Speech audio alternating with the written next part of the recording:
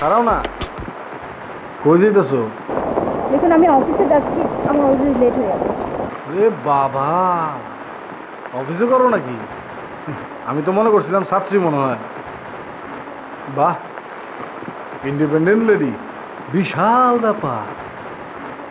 যাই হোক, আসো বসো। এলাকার সবচেয়ে ভালো চাটা আনা হয়েছে, ভাল লাগবে। বৃষ্টি হইতেছে, বৃষ্টির মধ্যে বসে এক কাপ চা খাওয়া যাও। আরে নিতু আসো তো, তোমার আসতে বলছি, আসো। আরে কি হলো তোমার?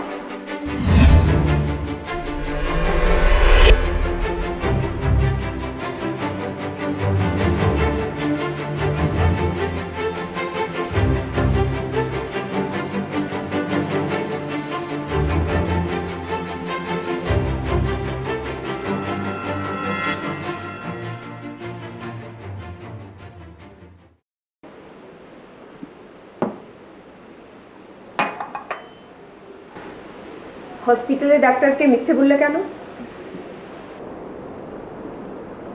কি হলো, চুপ করে আছো? বললে কি হতো মা, যদি বলতাম ওই ছেলেটা আমাকে ধাক্কা দিয়ে মাথা ফাটিয়ে ফেলেছে, খুব বেশি হলে পুলিশ কেস হতো, তারপর আজকে থানায় যাও, কালকে থানায় যাও। হয়তো একটু ঝামেলা হতো, কিন্তু ওই বাজে ছেলেটা একটু শাস্তি তো পেত।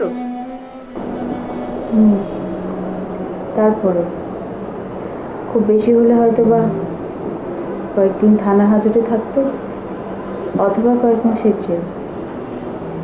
তারপর তো কিছুদিন পর অবস্থা আরো বেশি খারাপ। তুমি এখনো ওই ছেলেটার কথা ভাবছো?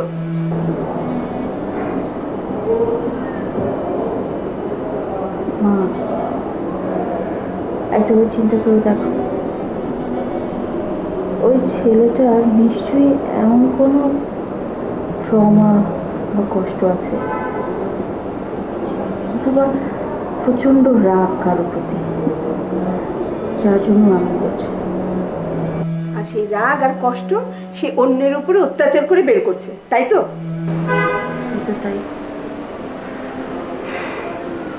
কিন্তু আমার কেন যেন মনে হয় জীবনে এত বেশি অবহেলা করেছে, এখন জোর করে সবার অ্যাটেনশন পেতে চাচ্ছে। এই রকম মানুষকে পুলিশে ধরিয়ে দিতে হয়, আর না হলে একেবারে ইগনোর করতে হয়। অবহেলা মানুষের জন্য সবচেয়ে বড় শাস্তি। সেটাই তো করছি।